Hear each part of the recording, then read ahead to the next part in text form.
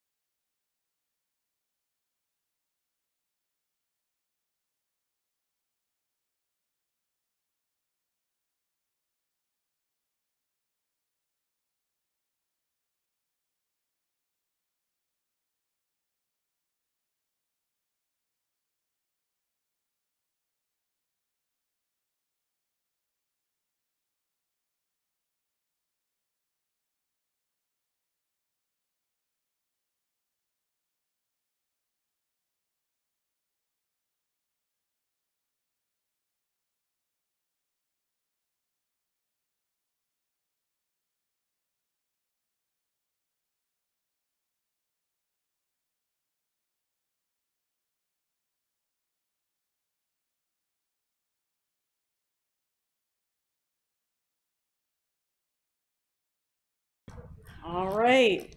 Thank you, everybody. I'd like to call the July 20th, 2023 Apex Environmental Advisory Board meeting to order. Thank you, everybody in attendance and those that are on the live stream. Even though she's not here, I do want to acknowledge and give my thanks to Katie for chairing the last meeting where myself and John were absent. The next item is roll call on the agenda. Do we actually need to do that? No. Okay, I wasn't sure about that. All right, the next agenda item is the approval of minutes from the June 2023 meeting. I will be abstaining from voting. Is there anybody else that's going to abstain? Yeah. Okay, so Sean is also abstaining.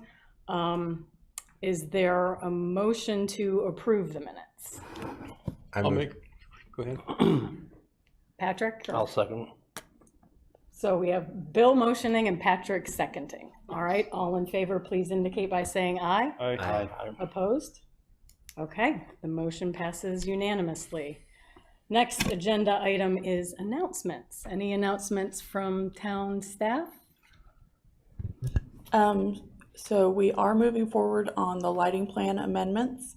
I know that John had asked questions about that. We are not quite ready to bring them to town council yet. We did find a draft with several comments from the electric director. I've gone through and worked on those, and we'll be meeting with some other town staff next week. I would do it this week, but we have plan review due, and it's kind of a crazy busy week. So just letting you guys know that we're moving forward on that. My understanding after being copied on an email Jessica sent is that they are still looking for someone to fill Megan's position. The applicants that they've had thus far just weren't quite the right fit. So they've reposted that and we'll be looking for a new batch of applicants for that position. I think that's all that I have for you at the moment. And have you heard, has the Wake County tree canopy study been delayed? That's the one I was forgetting. No, actually we're sending back in our comments to them, our final set of comments tomorrow. Staff has reviewed it and it's looking really, really good. We're pretty pleasantly surprised on this one. So we should be getting that before town council sometime in August is my understanding. Now the August meetings are extremely full. So depending on how busy those meetings end up being, it might get pushed to September just so that it doesn't get crammed in with a bunch of stuff and forgotten. I don't know the exact scheduling of that, but I'm just letting you know. I will let you guys know in advance when that will be presented to town council so that you can all watch on YouTube or show up to the meeting if you'd like. Okay, great. Thank you so much. All right. Okay. Tonight we just have one pre-application meeting with the Seymour mixed use PUD rezoning. Okay.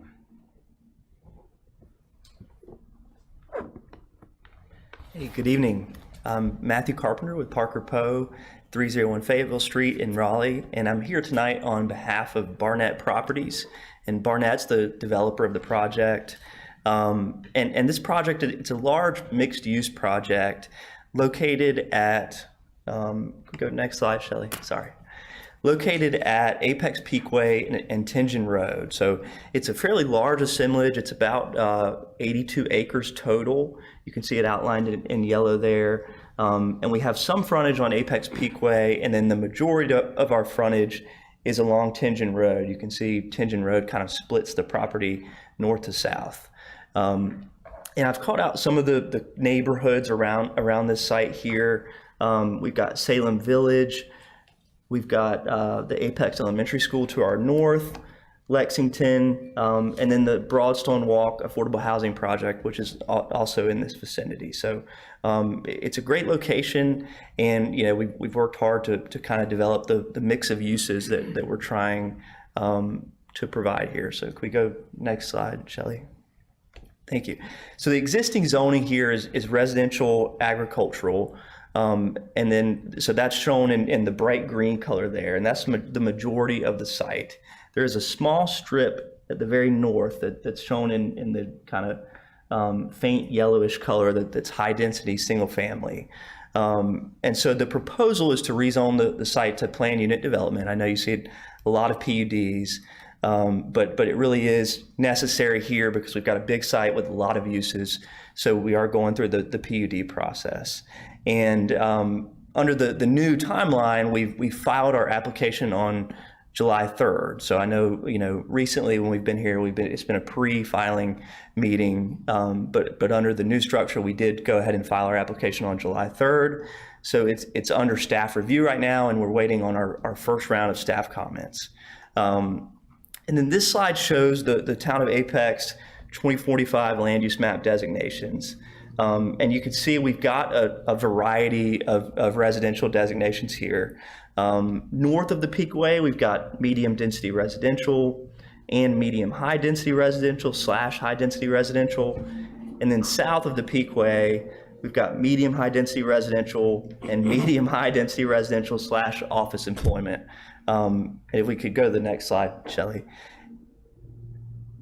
And so those designations are pretty confusing because they all say medium density, high density. And so I thought it was useful to put the actual density recommendations here for each district. So you can see overall that the land use map recommends really a lot of density here. And I think it's in part due to the infill nature of the site, its location along Apex Peakway, and then how close we are to 540. So these are the land use recommendations, and these are kind of what we've used to develop our concept plan. So if you go to the next slide, Shelley. So this is our concept plan that we filed on July 3rd. And you can see in the different shades of orange and yellow, we've laid out a mix of townhomes, single family homes, apartments, and then a small commercial area. So to the very north of the north side of the site, you can see above the stream there that'll be a single family district. So the idea there is with the existing single family neighborhood to the north, that will be a nice transition down to our project. So you'll have single family adjacent to single family. And then the darker kind of tangerine color, we've labeled that as mixed residential. So that could be under our PUD a mix of single family homes or townhomes. We're still working on that overall mix. And you can see on the west side of Tension Road, we've also got the mixed residential district. So we're still working through what the overall housing mix is in that district and how it's going to fit. And then on the east side of Tension Road, in the darker orange color, we're showing the multifamily district. And so those will be, I think, what the PUD asked for is a max of around 400 apartment units. We are setting aside 3.5% as affordable housing units. So that's a condition in our PUD too.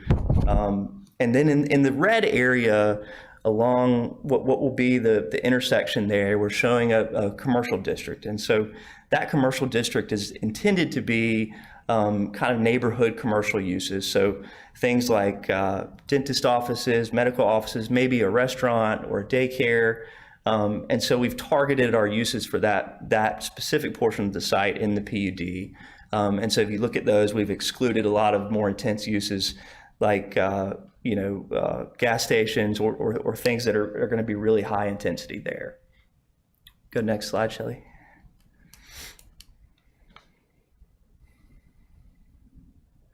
And then because we have all these different districts, we've tried to organize our environmental commitments into residential and non-residential, kind of as they're listed in the EAB form.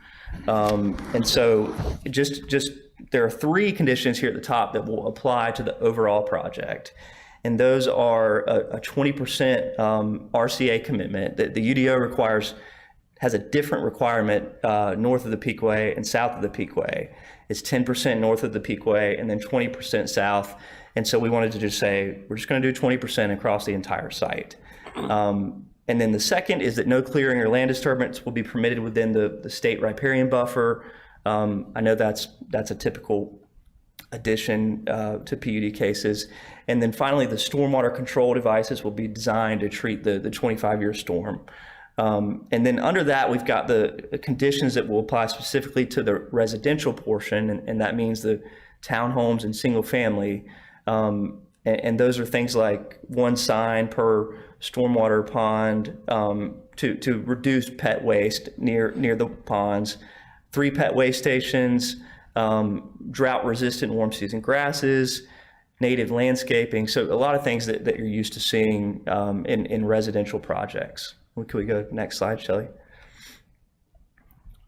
And then we've tried to set out also the requirements that will apply to the apartment district. So you'll see we've also committed to the 25-year storm standard there, signs, discouraging the use of fertilizer and pet waste, native species, no invasive species, and then that 33% of the plant materials will, no more than 33% will be one single species, warm season grasses, and then a minimum of 2 wet pet waste stations. And so we did go through the list of EAB conditions, which was quite long. And so we wanted to come here tonight and really understand kind of what the focus should be and what you all recommend here, given our broad mix of uses and different housing types. So we're happy to hear your suggestions and happy to answer any questions.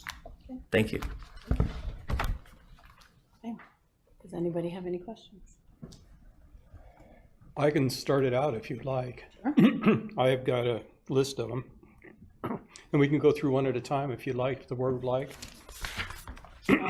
Would it be easier to put up the, because I noticed in one of the documents you provided, you did have the actual checklist, which is what I think our suggestions are going to be working off of versus what was displayed there. Yeah, I was trying to kind of abbreviate the conditions so I could get them all on one slide. I just want to make sure we're at 1-to-1 and we're talking about the same thing. Right.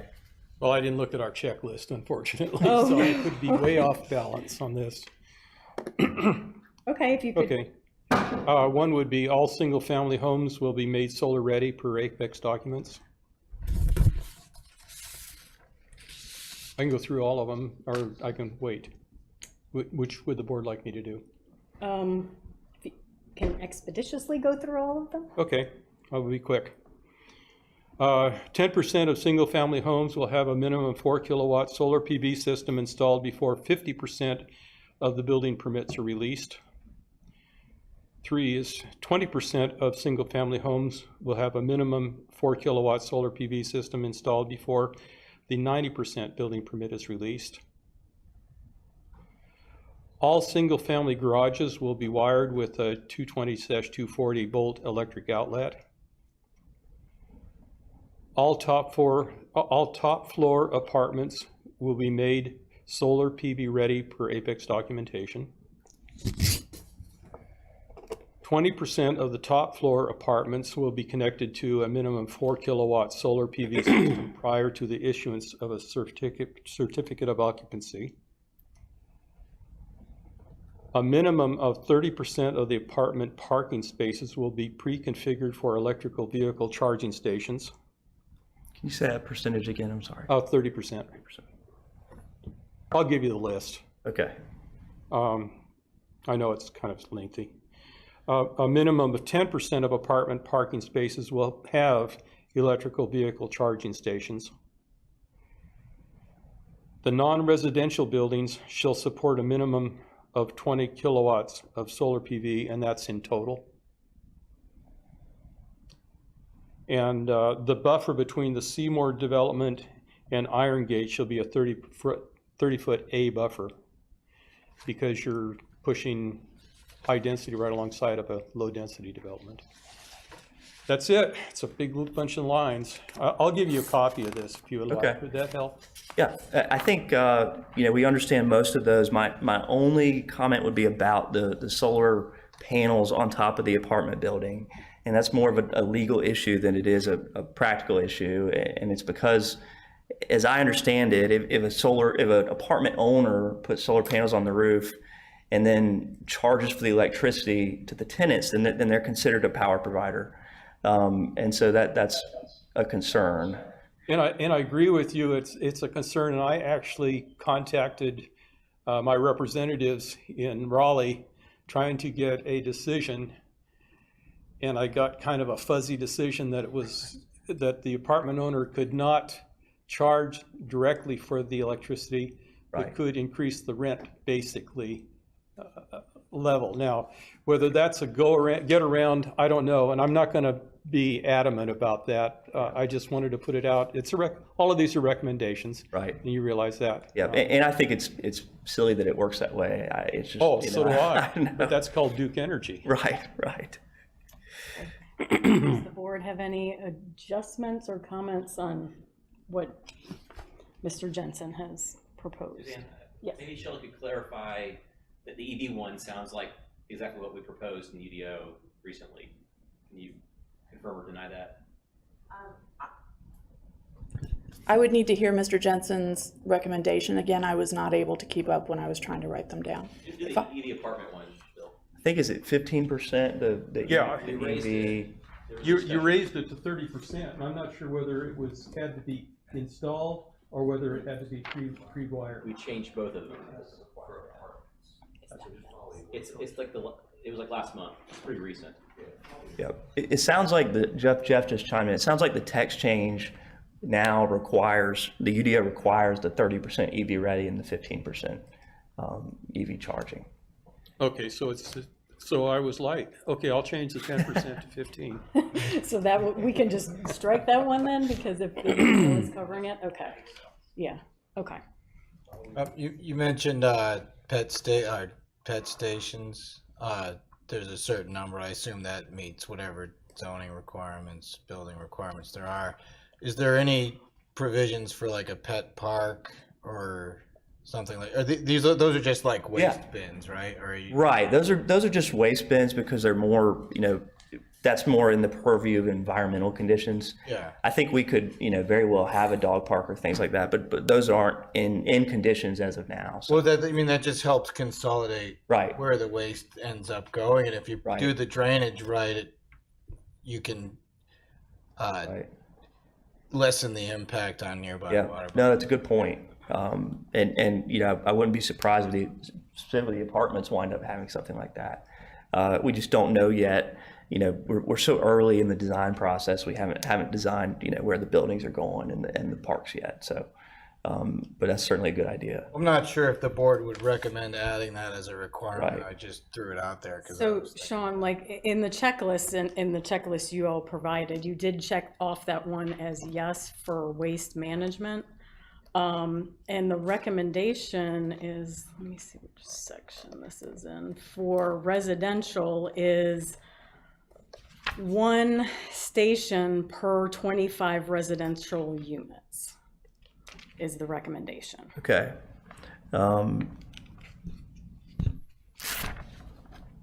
We may, for the apartments, we may want to vary that because I think that would be like 10 or something. Yeah.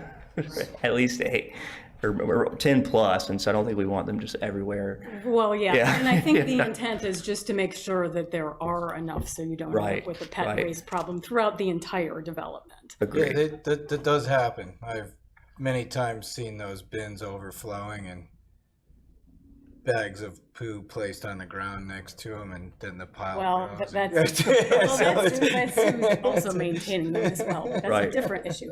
But I agree with that. Just for clarification then, is the board recommending a higher number than the 3 that the applicant is providing or proposing? Or are you, and can you Well, I guess Do me a it's sort favor of and dependent be on, more specific? I'm not sure, does anybody have any thoughts on how to be more specific? Because obviously an apartment is very concentrated, so you may not need Right. more of them, just more frequent servicing of those versus single family where you may actually need more of them. You Right. can do it a couple of different ways. You could have an amended ratio for the entire for the entire development, or you could have different ratios depending on the different types of residential that are being proposed. You could say, for example, and this is purely an example, so please, I haven't given any thought to this, 5 for all of the apartments versus 1 per 25 for the townhomes and single families, just as, Right. I concur with the latter part of that, the 1 per 25 for single family in towns. Perhaps, what do you all think about for the apartments, a number per building? Like, is the style of the apartments, they're going to be where you enter from the exterior? These are not where you go like inside and. No, these will likely be internal corridor elevator served, so they will. Oh, okay. Yep. So- I don't know that for sure. I mean, we don't, but I think that's correct. There'll be internal corridor apartments most likely. Yeah, they're not garden style. So you go in, and the doors will be facing the interior hallway. Kind of like a hotel. Right, right. So maybe 1 per exit of the apartments? What do you all think of that? I think that makes sense. Yeah, like a comparable number to the number of Right. exits. Right. Yeah, I think that's Per okay. building, or is it per, I mean, 1 per 25 sounds a lot to me, but Yeah. That would be for single family in per towns. built and townhomes. Yeah, so for apartments, it would be like pretty much at the exit, since they're gonna be like a hotel style apartment complex. So you come out the door with your dog from being inside, or you're coming back to the door. Right. If you're coming back to your door, not coming You down. better, that's the time to drop it off, right? Could we do 1 per building possibly? I mean, I think well- that's what I've seen in other projects, and I think it's a workable from a maintenance perspective. How many units are going to be in the building? Well, that's what we don't know either. And so there will likely be multiple buildings. There's typically not 350 units in one building. They're normally spread out over a couple buildings. So, and around a parking lot. So if there are 3 buildings around, one parking lot, there'd be 3 weigh stations, at one at each building. Let's see, if you do it, if you do it per, again, not having a, some more of a site plan to look at, if you went with the 25, but there was, you don't want 4 weigh stations outside of an exit of a building either. Right. So that goes back to, our recommendation, but at the same time, the management company addressing how they manage the weekly cleanup. Right. It's very site specific and without building design, it's kind of hard to. Yeah, I'm just concerned Yes. if we just do like 1 per building, if that happens to be situated on the front, but the closest route for me to walk my dog is out the back Right. to come and go from my residence, then that might, Well, that falls more on the resident. to walk around to the front to To be come back responsible in. to use the dog weigh station accordingly.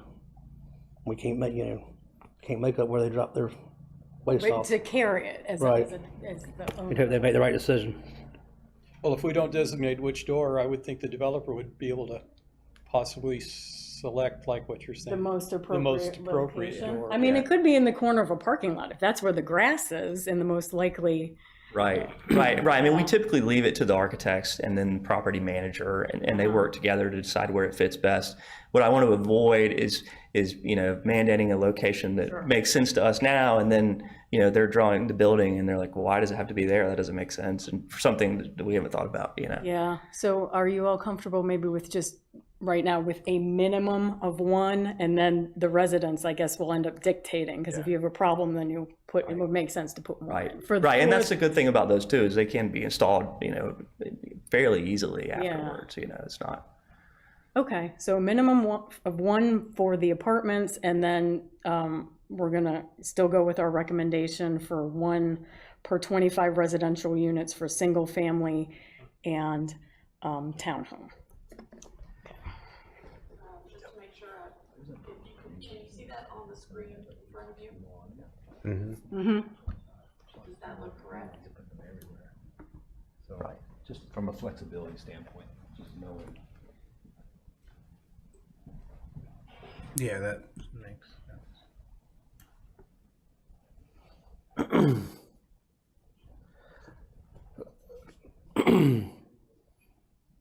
So again, I'll speak up about the 1 per 25. If you got 1 per 25 and you got a play lawn or something down the street, you don't want like every 25th house you have a pet waste station Well, on the it's not- sidewalk. it's Or I'm not just saying, just- I'm saying if you can, that you put them all together or how you spread them out. But again, not having a true site plan to really look at, it's like placement of this is leave it upon the architect to take care of that, Yeah, engineer to take care of that through planning.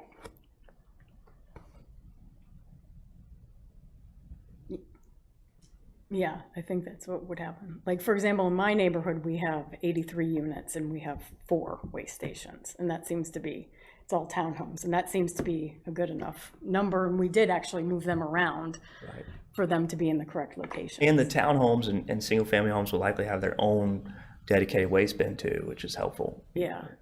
compared to the apartments. So Patrick, are you? That's fine. I mean, but they get added afterwards anyway. I mean, we can make a recommendation and they add 2 more after the fact. Right, I Just mean, we depend could on say. What the minimum. management company just sees as residents move in, so. Yeah, exactly. Okay, other questions for the applicant? Has a tree survey been done for these properties? I believe so. Jeff, has the tree survey been done? Yes, it was included with the zoning. It should be in our filing. Yeah. Yeah. And it's Yeah, there's not a lot of tree cover. So the site north of the Peakway, that is not forested anymore? Did that get logged? Yeah, I'm looking on the Google Maps and it looks completely forested. So that's why I was asking for the I tree believe so. canopy. Sorry, guys, for that. The southwest corner is a big field. When we did our tree survey, we had to pick up the large 18-inch trees, and I apologize. That was the tree survey that was done. The trees are still in the northwest corner there. They haven't been taken down, and they're also there on the west too. Sorry, east. Sorry for the confusion Oh, so there. we're looking at the, I got you. Yeah, I was looking at the tree Makes more survey sense. that has very few Yep. really. Just the perimeter, yeah, well, the No. one we saw, or that was provided, just looks like there's large trees, I guess, just along the perimeter of both. There aren't many big trees through the middle of the site, other than Huh. resource conservation areas and buffers. Interesting. So our environmental and our survey went out. Yep. It was probably Well, farmed and and then filled The in. UDO only requires that the trees be surveyed within the perimeter buffers, within the resource conservation area, and within 50 feet of the property line. And that 50 feet is to make sure that, you know, your next door neighbor doesn't have a 36-inch oak that you end up wiping out because you just don't, it's not shown on the plan for whatever reason. So that's one of the reasons why you will kind of always see a little bit of something similar to this on most tree surveys. They're also very expensive to require for the entire site to do. So that's kind of the compromise that the UDO has struck with development.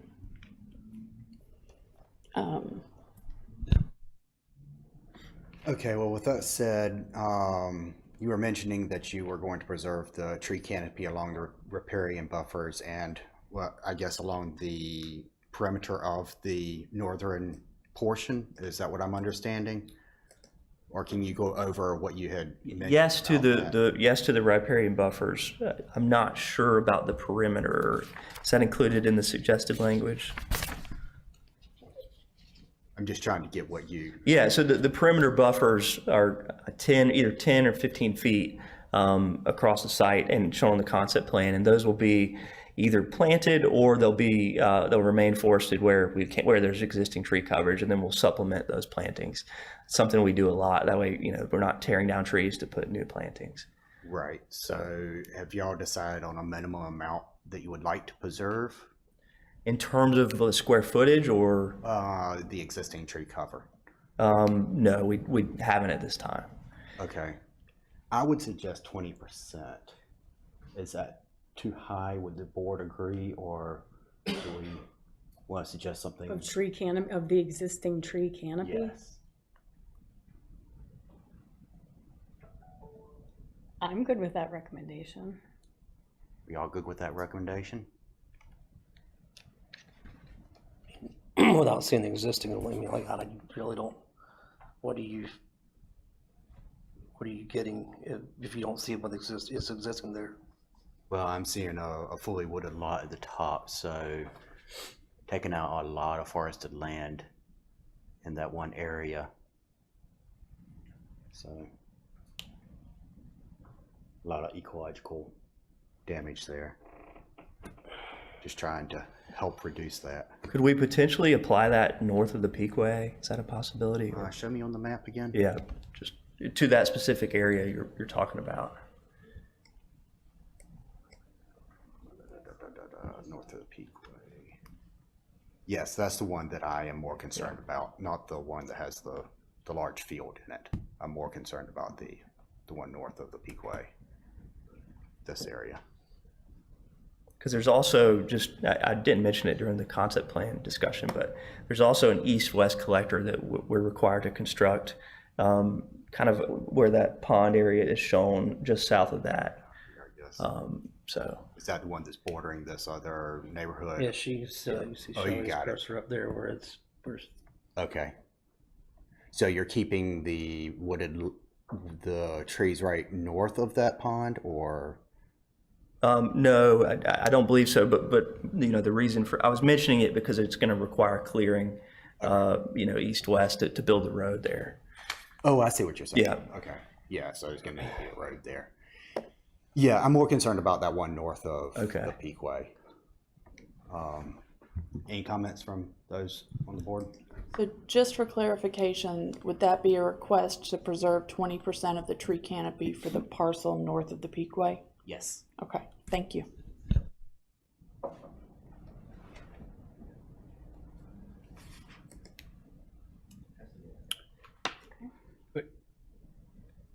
How does that impact the project? I mean, is it something that's, To get the 20% there, you mean? Yeah. Yeah, I don't know. Jeff will have to take a look at it and see, doable? you know, I'm sorry.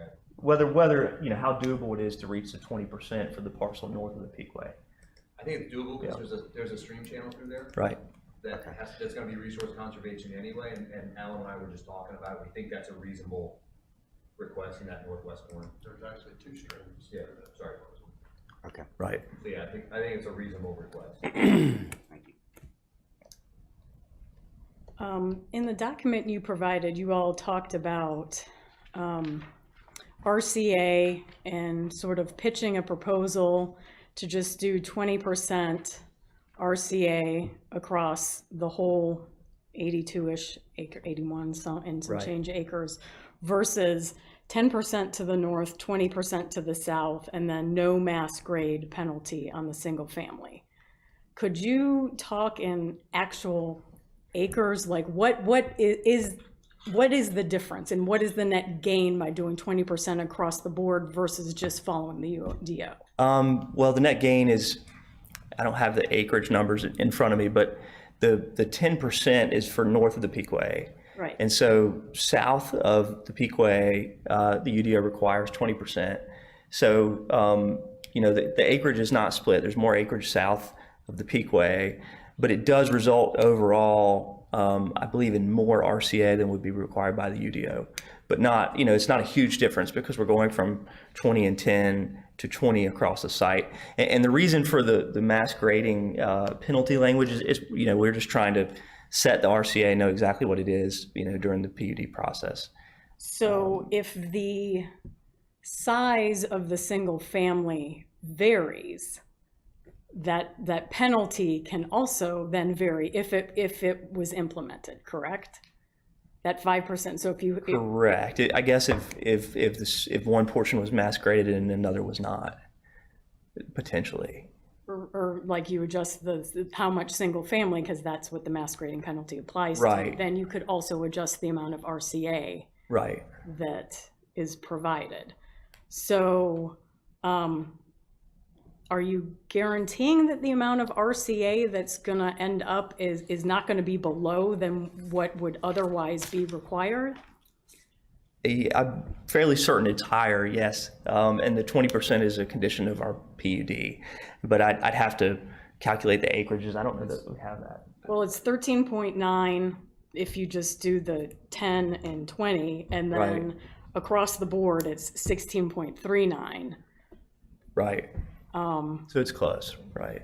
Right, but I guess what I'm getting at is if you do the north and the south, you know, the 10 and the 20, and then you also have this mass grade penalty that will factor into that number. without hard numbers, it's a little hard to Right. see, is there going to be a net benefit and what is that going to be? So the ordinance requirement is 20% south of the Peakway, 10% north. Correct. I'm actually trying to make it easier on me and staff so we don't have to negotiate, well, this is mass graded, this is not, this is single family, this is not. So it makes it easier for us to calculate it. So if you really think about it, we're actually going above the ordinance by putting the additional 10% requirement north of the Peakway. Right, but you're taking off the 5% mass grade thing too. But less than half of the property is going to be single family anyway. So we look at it as a net gain for additional resource conservation to the town by doing a flat 20%. But you don't have any idea of like, what, is it half an acre? Is it 1 acre? Is it? But at the end of the day, if it's 10 square feet more, it's more than what the ordinance would require. So But you're not we gonna think go it's, below what would, we don't think, unless this site goes entirely single family residential, all mass graded is the only way I see the town losing out on the 5% penalty calculation. But because we're focused in the northwest corner with single family, and in the south or west of Tingen Road is going to have a mix of townhomes and single family, we don't want to get in a situation where we're saying this little pocket of area is considered mass graded, even though it's directly across the street from a townhome box. Does that make sense? it does. Because they're integrated. That southwest corner is all going to be integrated with mixed residential. So it's really hard to calculate. So that's why we talked internally and said it's easier. Let's just do a flat rate. Let's increase that 10% north of the Peakway to 20 because we believe that it's going to be more RCA required, and not have to worry about calculating 5% for this little area, not this little area, but this little area, not this one. So it really makes our job easier with staff through the process. And that's where a lot of the tree cover is, Right. north of the Peakway. In that northwest corner, where the stream buffers are, and we increase the RCA requirement on that by 10%, we think it's a win-win for everybody. Okay. So that's our opinion. Right, That's our opinion. but I mean. I will are come you back to you and gonna tell run- you. Yeah, are you gonna run the numbers just to make sure that the town really will. isn't getting shortchanged on RCA by this sort of Yeah. complex proposal? I'll work with Shelley, whoever the Okay. planner is, to do the numbers at that. Okay. Yeah, thank and you. it's hard to have the numbers because we don't know, exactly how much would be mass graded because we don't have a grading plan yet. That's part of the issue. Right. I also noticed that the maximum setback for like any of the buildings is only, it's 20 feet. It seems like, it depending on where you are, there's a 20-foot setback on single family in the front, 10 foot in the rear, and 3 feet on each side. So do you anticipate there being space for people to plant or for you to install canopy-sized trees when they mature? Minimum or maximum? So minimum, I think. It's So the largest of the minimum setbacks is 20 feet. Let's, just to kind of make that as clear as we can. All of the setbacks that are listed are minimum setbacks, but the largest of any of those listed is 20 feet. Okay. So, and that would be the front setback for almost all of them. So do you anticipate there being space for people to plant canopy-sized trees? It depends on the lot. I mean, the reason it's a minimum is because, really for flexibility, because some lot locations are going to be completely different than others. And so, some places there may be less of the lot line may be closer, but it might back up to the stream, on the north side. And so we might have a smaller setback, but they have, open space behind them. So things like that. And so those are minimums that there will certainly be areas where the setback is more than 20 feet, I think. It's So just, it's possible. Right. Potentially. Okay. Yeah. Okay, thank you. And Shelley, do you have the checklist that they provided? Because I know there was a couple questions I had on it. There was like a double check off on. I saw that. That was a mistake. And let me. And there, I had a question about numbers. There was a place where a number was supposed to be. One moment. I think it's on page. So 10.3, I believe, is the issue you mentioned where there are two boxes checked. And I think I was going through, and we committed to 10.3A. Okay. Good. And then I read that was an or, and so I unchecked the box, but it remained checked in the PDF. I think it starts on page 44, maybe, of that document. Yes, of the rezoning application. Okay, there we go. And then it's page 7 of that form. Yeah, so, okay, so you have checked off number 2, which was the pet waste, a sign to reduce pet waste and fertilizer. Correct. Do you want me to start back at the top of this document or go straight to the item that was missing a number? Would the board like to go through and consider what they have and have not checked off? Been through a lot of these. Yeah, you have covered a lot of these. Okay, so the next yes that I was seeing was the increased biodiversity goal 8. That one actually did not have a percentage filled out. We have 75% in our PUD document. Okay, Yep. so 75%. Okay, and then 8.4.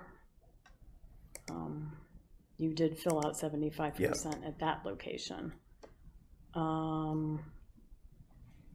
Let's see.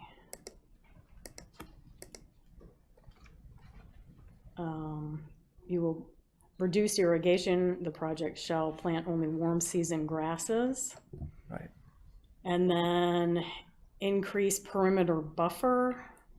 That one looked like it had an empty space as well. So the UDO requires a 10-foot buffer along the blank perimeter. Well, of and the that was because we have a ton of perimeter area. Okay, so the like all. well, yeah, and I can't edit that text, and so but we have a buffer table in our PUD text, and so we have increased. I think in a lot of areas there's a 10-foot buffer that's required, and we've increased it to 15. Okay. And so those are shown on the concept plan around the site, and they do vary in different locations.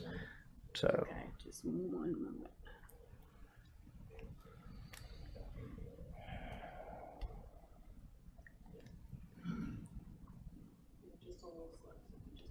Sure.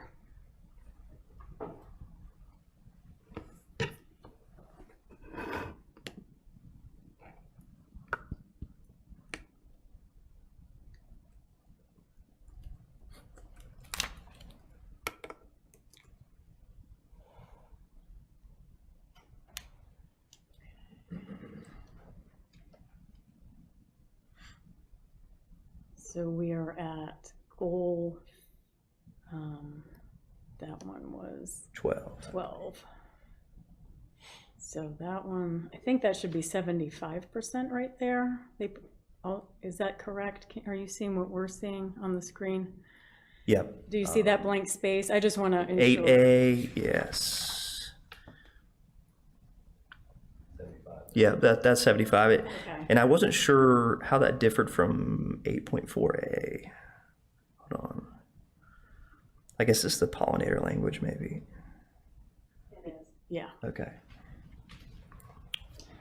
Is the board good with 75% on this one and then the one below 8.4? Yes. Yeah, okay, Yes. okay, great. Warm season grass, this is 75, and then the next one is warm season grasses. And then 12 was the one, could be all directions. Right. Okay, is there some way to note that? Say something like C PUD buffer table, you know, or Okay,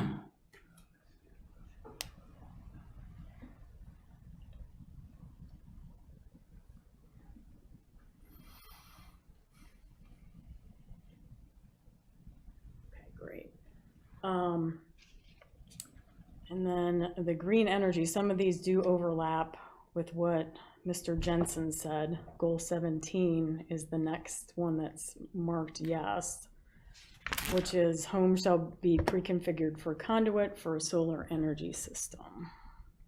And then we have the additional ones that Mr. Jensen suggested. Then going on to non-residential, you did check off 1B.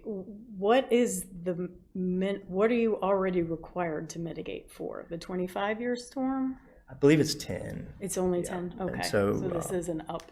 Okay. And goal 3, this is one of the ones that I want to make sure that we're on the same page with, because when this one got sort of transcribed into the document, there was some extra words about roads included, but I would like to recommend this one as it's written on the EAB checklist.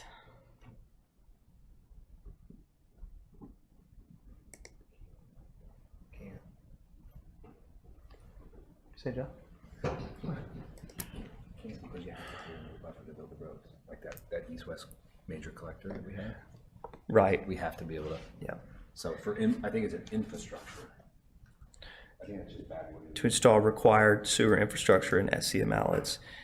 Yeah, I think it probably does need the road exception too, for this site specifically because of the collector that's on the, It need to be just listed as public infrastructure, right. and then that covers Yep. your sewer and roadway.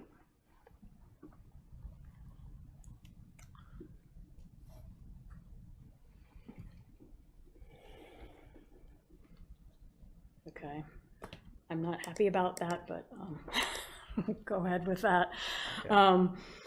Okay, and then It's on the street plan, that's the issue. Yeah, We can't- yeah. we- install the signs near SCMs. Let's see. And then the next one is goal 10, 75%. You check that in the affirmative. And then 10.3, though, that's another one that has a blank space that needed to be filled out. Is that also 75%? No, that should be minute play species selected. Yes, it should be 75%. Because I mean, they're essentially the same requirement, right? And I think we've consolidated it in the PUD into one native 75% native species condition. And no invasive, and no, okay, so that's checked off. And then only warm season grasses and the non-residential. And that's it, in addition to the ones that Mr. Jensen has appended. So, does the board have any additional comments or questions, or are we ready to motion on the ones that have been checked off on the list, as well as those that Mr. Jensen has added? On the one that we moved to public right-of-way, does that need to be public right-of-way infrastructure and utility easements, or, because you may have a easement that runs outside of a right-of-way, but for utility purposes, storm or sewer or whatever it may be. Right. What I put that as is just public infrastructure and, one second, and SCM outlets. Now, the SCM is not typically considered public infrastructure, right? That's private infrastructure. So the SCM itself could not be within the riparian buffer. So that would just be the things that the town owns the utility or the right-of-way for. Okay. Utility easements. Right. Okay. Just one quick question, on 10 at the bottom on this section, we also have a second double check. Oh, And Yeah, that was meant to be no, and I think I checked it and then I realized it was an or, so we'd already selected the one above it. Okay. And so that one's supposed to be no. I think sometimes the form does that too. I don't know, is it- Yeah, if you accidentally check it once, you just have to check it again to undo it. So, but yes, I've seen that happen a couple times. okay. Any other questions, comments, clarifications? Okay, does somebody want to motion on the list? Yeah, I'll take the motion. Okay, Jason is motioning. Is there a second?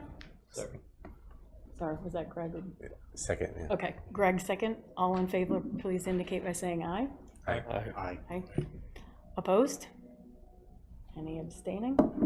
Okay, motion passes. Thank you Thank very you. much for your time tonight. Okay. All right.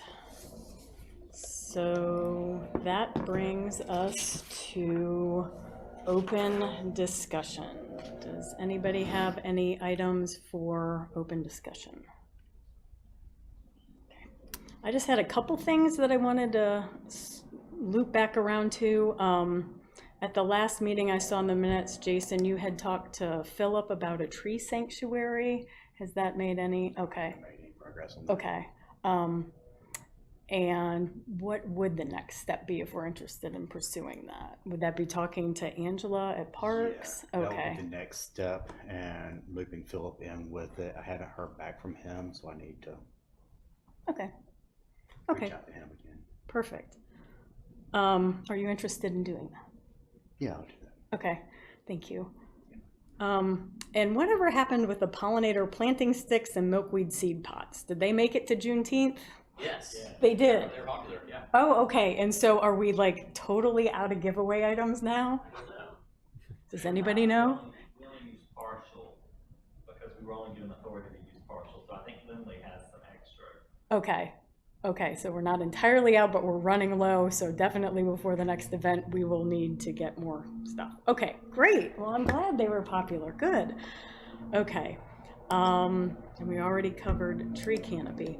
The other thing I wanted to follow up on is Greg had asked at a previous meeting that somebody from Apex Transportation come talk to us about Go Apex and, you know, how we could maybe incorporate zoning conditions to support it and projects along its corridor and light rail and that. How can we go about getting somebody here to discuss transportation with us? I have it on my list of things to do to talk to Shannon Cox or Katie Schwing. Shannon is the head of our long-range transportation planning group. Katie is our, essentially our robust planner. And just depending on who has availability, I'll get somebody in front of you all. Great. I don't know what their schedules are at the moment. It's been a little tricky for me to coordinate with them, but I'll get somebody out here for you.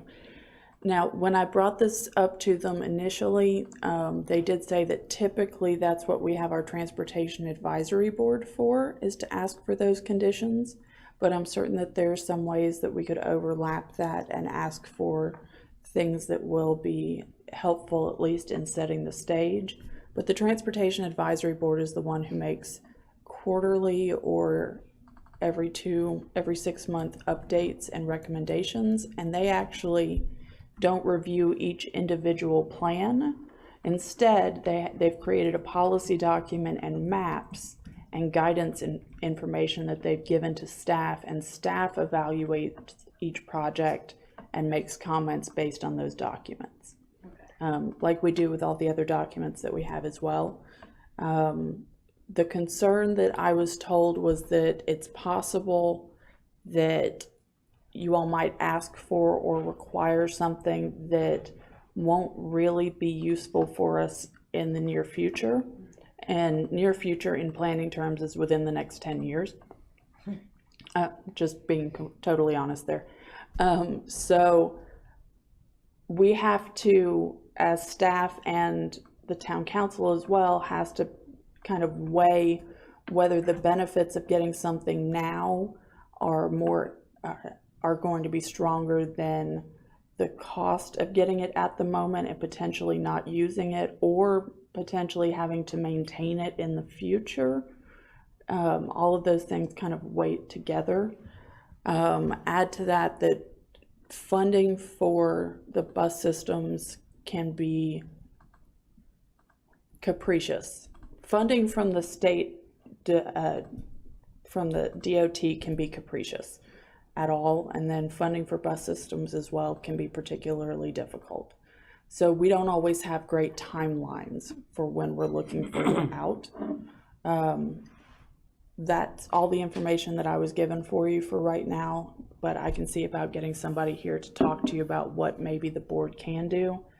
It might also be more useful to have someone come in and talk to you about what they're looking for, and then maybe have a separate group, a smaller 3 or 4 person group, break out and then meet with the actual traffic and transportation group separately, and then report back so that there can be more of a conversation that happens, similarly to what we did with the lighting and also with the updated checklist.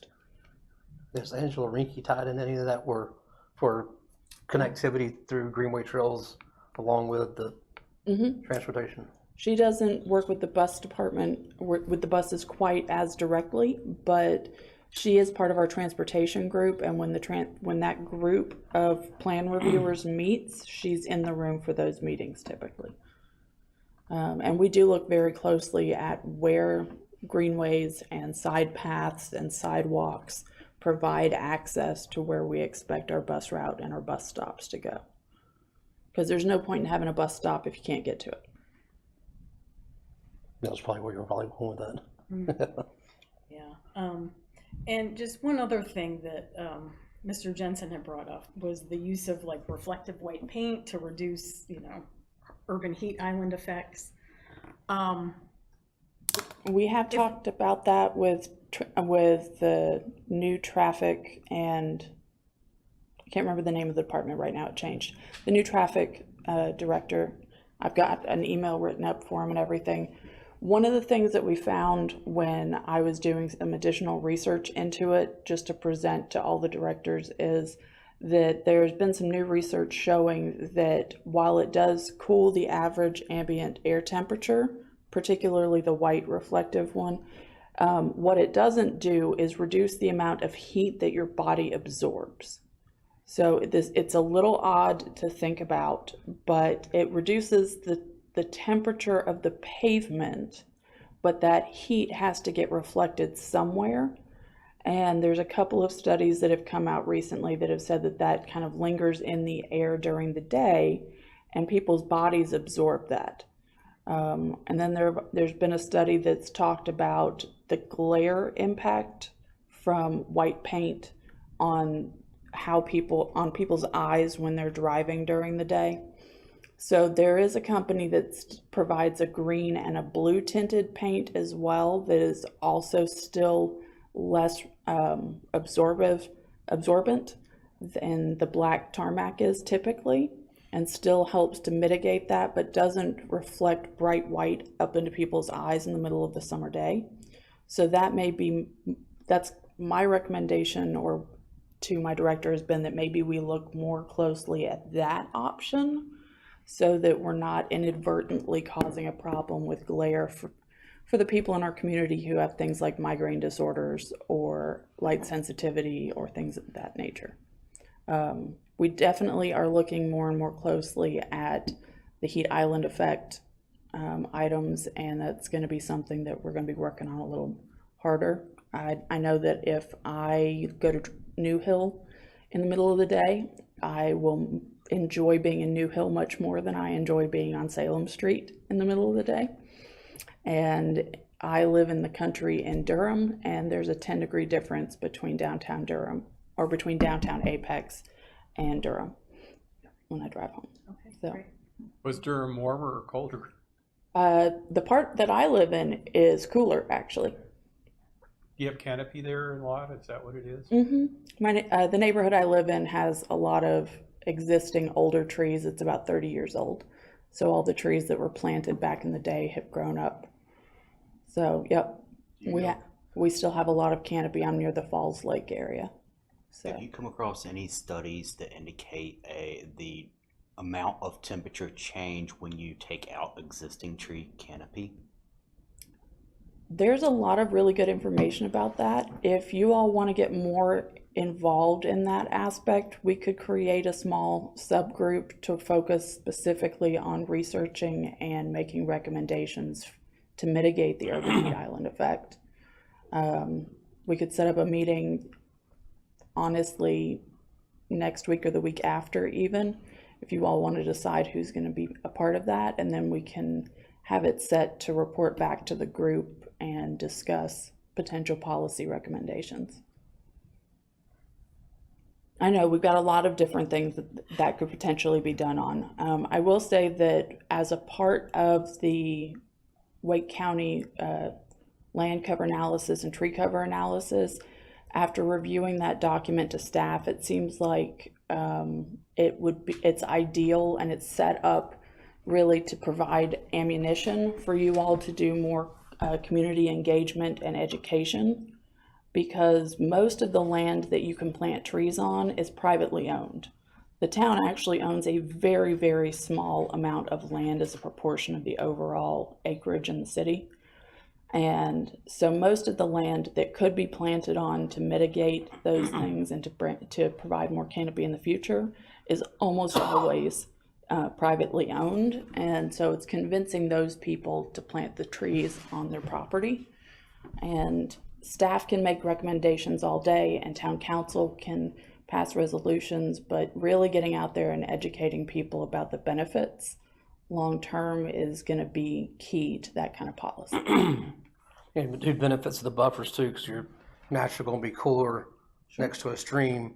And then we have our stream buffers that go out in both directions. So preserving those buffers are very important for temperature and tree canopy itself. So I mean, you can find a temperature difference between, you know, Capitol Boulevard and then, you know, next to the river, Neuse River, you know, have a 10 to 12 degree swing summer or winter.